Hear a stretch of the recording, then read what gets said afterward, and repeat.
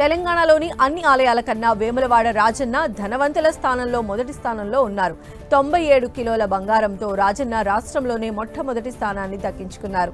67 కిలోల బంగారంతో రెండవ స్థానాన్ని భద్రాచలం రామయ్య, 61 కిలోల బంగారంతో మూడవ స్థానంలో యాదగిరిగుట్ట లక్ష్మీ నరసింహస్వామి నిలిచారు. రాష్ట్రంలోని మిగతా ఆలయాల కన్నా ఈ దేవుళ్లు అత్యంత ధనవంతులుగా పేరు గడించారు.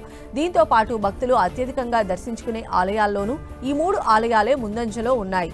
తెలంగాణలోని ప్రముఖ ఆలయాలైన యాదగిరిగుట్ట, భద్రాచలం, వేములవాడతో పాటు మిగతా ఆలయాలకు సంబంధించిన బంగారు విరాళాలతో ఆలయాల అభివృద్ధిని చేపట్టాలని దేవాదాయ శాఖ భావిస్తోంది.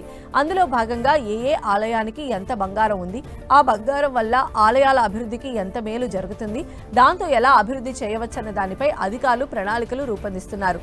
మొత్తంగా రాష్ట్రంలోని అన్ని ఆలయాల వద్ద 1048 కేజీల బంగారం ఉన్నట్లు దేవాదాయ శాఖ అధికారులు గణాంకాలు స్పష్టం చేస్తున్నాయి. ఆలయాలకు చెందిన బంగారం స్థానికంగా ఉన్న బ్యాంకుల్లోని లాకర్లలో భద్రపరిచారు. అయితే చాలా ఏళ్లుగా ఇలా లాకర్లలో బంగారం మూలుగుతోంది.